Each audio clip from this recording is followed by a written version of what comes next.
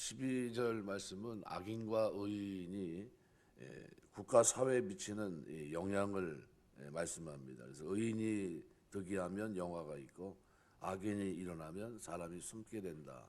그런데 13절에서는 의인과 악인이 받는 개인적인 차원의 보응을 표현하고 있습니다. 그래서 의인과 악인을 지칭하는 각 표현들은 의인과 악인의 기준이 하나님과 관계되어 있다는 것을 보여줍니다. 그래서 13절에 자기의 죄를 숨기는 자는 형통하지 못하나 죄를 자복하고 버린 자는 불쌍히 여김을 받는다. 하나님과의 관계 속에서 의인과 악인이 구분됩니다. 그래서 여기 의인과 악인을 지칭하는 각 표현들은 하나님과의 관계입니다. 그래서 숨기는 자라는 말은 덮는다는 거예요. 카바한다. 그래서 카사란 말인데 죄를 인정하지 않고 완전히 부인하거나 자신의 죄를 하나님과 남이 알지 못하도록 감추는 걸 말합니다. 이런 사람들은 여기 보면 형통하지 못하다는 거예요. 그래서 잠언 말씀에도 10장 12절에 보면 다른 사람의 잘못을 사랑으로 덮어주는 것을 표현할 때 어떻게 해요? 완전히 덮어야 된다는 거죠. 죄도 마찬가지, 자기의 죄를 숨긴다, 커버한다는 거예요. 13절에서 자기의 죄악을 인정하지 않고 고백하지 않는, 완전히 숨긴 걸 말합니다. 이런 사람들은 악인의 특징이라는 거예요, 이게. 그러니까 의인은 죄를 짓지 않는 자가 아니라 죄를 짓는데 하반절에 보면 드러나는 것처럼 자복하고 회개하는 자가 의인이라는 겁니다. 우리가 죄를 숨기지 말고 하나님 앞에 드러내고 기도하는, 그리고 용서를 구할 수 있는 그런 삶이 되시길 주의 이름으로 축원합니다. 그래서 의인과 악인의 구별 기준은 그들의 행위 자체가 죄를 졌느냐 안 졌느냐 이게 아니라 그거보다도 뭐예요? 하나님과의 관계보다 무게중심이 실려 있습니다. 그래서 이런 사람은 형통하지 못하지만 이 형통한다는 찰나으라는 말은요, 사역형으로 쓰이면 성공적인 결과, 성공하다라는 의미. 그러니까 의도했던 바를 만족스럽게 성취시킨다라는 거예요. 그러니까 이런 사람은 형통하지 못하다, 미완료형, 거기에다 부정어가 함께 쓰였습니다. 아주 강조하는 겁니다. 그러니까 자기 죄를 인정하지 않는 사람은, 이 악인들은 절대로 자기 뜻을 성공적으로 살 수 없다, 이루어 성공적인 인생을 살아갈 수 없다, 이 얘기를 하는 겁니다. 그러니까 죄를 가지고는요 절대 형통할 수 없다. 최소한 하나님이 가장 귀중히 여기는 평안은 그게 없습니다. 죄는 마음의 평안을 그냥 뺏어갑니다. 우리 일상에 늘 어떻게 그늘져 있는 겁니다. 늘 도망다니고 올바르지 못합니다. 그래서 그러나 반대로 13절에 보면 죄를 자복하고 버리는 자는, 다 분사형으로 되어 있습니다. 자복하고 버리는 자는, 야다라는 말인데 공식적으로 인정하는 걸 말합니다. 고백한다라는 거예요. 또 버린다는 것은 완전히 떠나버리는 걸 말합니다. 아자브라는 말인데, 한글 개혁 성경은 죄를 얘기하지 않고 있는데, 그런데 여기에 해당하는 단어는 없는데 상반절에 보면 자기의 죄, 이것이 똑같이 페샤유라는 이 단어가 생략된 형태로 이건 암묵적으로 이해한다는 거예요. 그 형태를 받아들인다는 겁니다. 그래서 죄를 회개함을 나타내는 이 두 표현이 분사형으로 되어 있기 때문에 단회적인 행위가 아니라 지속적인 행위의 삶의 태도를 말합니다. 그럼 누가 복이 있냐 하는 것은 죄를 지속적으로 회개하며 사는 사람일, 이 사람이 의인이라는 겁니다.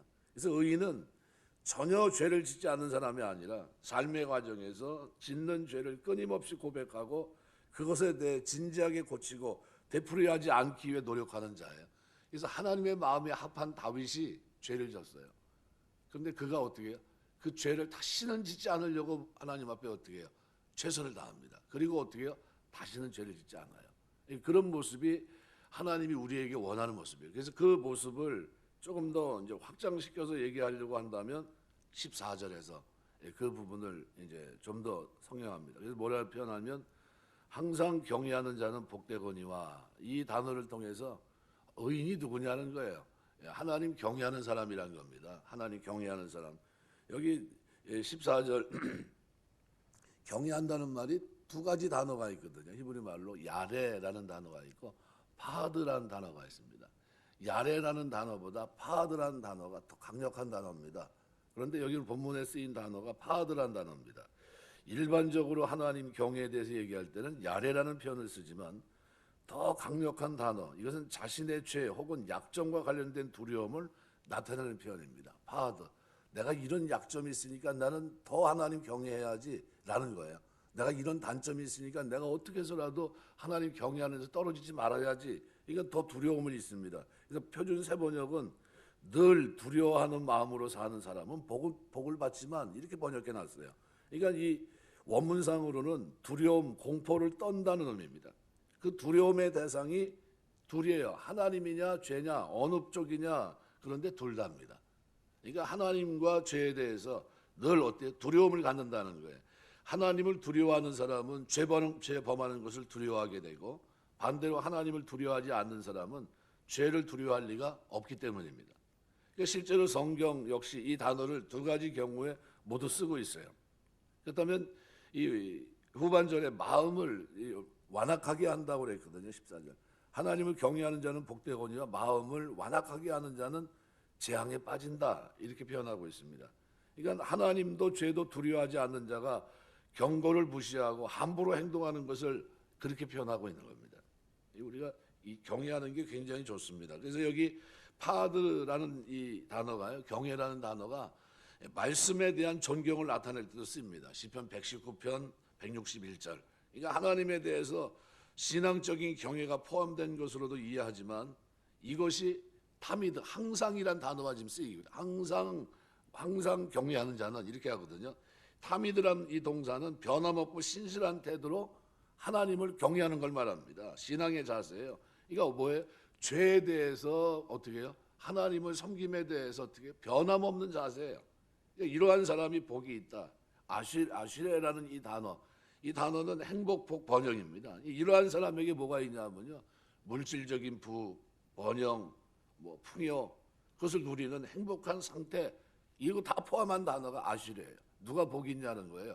예, 그러니까 하나님 경외하고 죄를 어떻게 미워하는 그들이 복이 있다는 거예요. 그래서 파드란 이 단어를 통해서 아주 강력하게, 그래서 마음을 완악하게 한다는 이 사람은 어떤 사람입니까? 변하지 않는 사람 말이죠. 어떻게 보면 하나님 말씀에 대해서 아주 강팍하게 하는 사람들. 그러니까 하나님도 죄도 두려워하지 않고 아주 경고를 무시하고 함부로 행동하는데, 하나님 두렵지 않으니까 죄도 두렵지가 않은 거예요.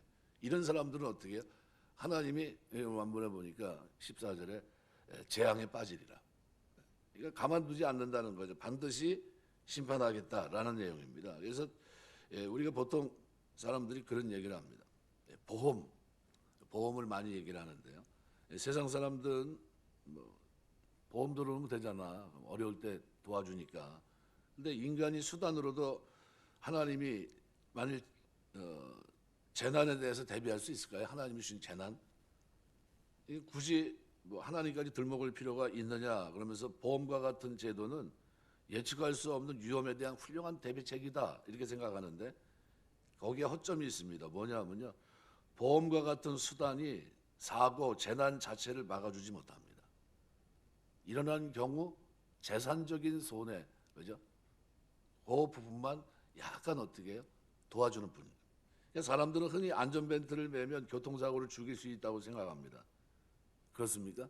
그건 그게 아닙니다. 왜냐하면 안전벨트는 교통사고가 났을 때 운전자를 보호해 줄지 모르지만 교통사고를 사전에 막는 기능은 없는 겁니다. 그죠? 그러면 마주오는 자동차가 중앙선을 침범해 돌진해 오거나 차가 미끄러져 절벽으로 굴러 떨어질 때 안전벨트가 이를 사전에 막아 사고가 일어나지 않도록 해주는 그런 역할은 못한다는 겁니다. 보험과 같은 수단들은요, 재난 자체를 막아주는 것이 아니라 재난이 일어났을 때 그것도 경제적인 측면에서만 어느 정도 도움이 될 뿐입니다. 약정 속에서. 하지만 성경이 말씀하는 재앙은 우리의 영혼이 사느냐 죽느냐는 절대적인 문제를 말씀하고 있는 겁니다. 그래서 여기에 대해서 억만금의 보험금도 아무런 도움이 되지 못해요. 아무 도움이 되지 못합니다. 그래서 예수께서는 누구도 예측할 수 없는 시간, 도적과 번개같이 다시 오실 것이다, 이렇게 말씀하십니다. 따라서 이 땅에서의 재난이건 마지막 종말에 의한 재앙이건 최선의 대비책은 뭘까요? 인간의 수단, 이게 아니라 하나님 경외하면서 항상 살아가는 겁니다. 그래서 여기 오늘 본문에 그리스 14절에 그 얘기를 하는 겁니다. 항상 경외하는 자는 복되거니와. 우리가 살아가면서 이것이 여러분 마음속에 새겨져 있게 되시길 주의 이름으로 축원합니다. 야레라는 단어 써도 되는데 파드라는 단어를 썼어요. 어떻게 경외해야 되느냐? 하나님에 대해서도 죄에 대해서도 어떻게 해요? 경각심을 가지고 살아가야 된다는 거예요. 그게 아슈레, 그게 복이 있다. 그에게 하나님이 번영을 주고 행복을 주고 물질도 주고 다 준다는 거예요.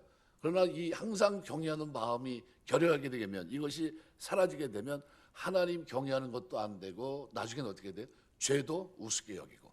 그러면 어떻게 됩니까? 심판을, 재앙을 피할 수 없다는 거예요. 재앙에 빠지게 된다. 바로 그 얘기를 합니다. 말씀 맺겠습니다. 우리 신앙생활하면서 의인이 누구냐 얘기했을 때 성경은 뭐예요? 저 사람이 어떻게 살아갔느냐 이런 거 갖고 자꾸 따지는 것보다도요. 하나님과의 관계 속에서, 하나님 관계 속에서 회개하는 자냐 아니냐 그걸 가지고 따집니다. 우리는 끊임없이 이 자세가 우리에게 필요합니다. 하나님 앞에 이미 구원받았지만, 하나님의 자녀로 하나님의 새 생명 얻었지만, 그렇지만 어떻게 끊임없이 우리는 어떻게 해요? 약하기 때문에, 아직도 육신을 입고 있기 때문에 연약해서 어떻게 해요? 마음은 육신이 약하여 죄 가운데 넘어지고, 그죠? 상대방의 허물로 영광을 가릴 때가 많습니다. 그때는 어떻게 해요? 기도해야 됩니다. 하나님 회개하면서 고백하고 자백하면서 공식 인정하며 나아갈 때 하나님은 그 사람을 어떻게 해요? 형통하게 하시겠다는 거예요. 자기 죄를 숨기는 자는 형통하지 못하지만 죄를 자복하고 버리는 자는 어떻게 형통하다는 거예요. 불쌍히 여김을 받는다는 거예요. 근데 그 삶의 가장 아름다운 당초가 되는 모습이 뭐냐면 항상 여호와를 경외하는 자는 복이 있거니와예요. 우리가 살아가면서 늘 어떻게 야레가 아니라 파드, 진짜 하나님 경외하는, 항상 경외하는 이 삶을 살아가면서 하나님이 주시는 복, 아슈레, 이제 에쉐르라는 복수형인데 여기 본문은 아슈레라는 단어를 썼어요. 이것이 진짜 행복하다는 거예요. 이게 하나님 앞에 가장 복받은 모습이라는 거예요. 어떤 모습이요? 하나님 경외하는 삶이. 그것도 어떻게 해요? 항상 타미드, 어떤 시간이 됐든 어느 장소가 됐든, 그죠? 매 순간 내 일생 전체에서 이 삶이 가장 복되다는 거예요. 그래서 여러분 마음속에 하나님 경외하는 마음이 늘 충만하고 살아가는 내내 하나님 영광에 쓰임 받는 저와 여러분 다 되시길 주의 이름으로 축원합니다. 기도하겠습니다.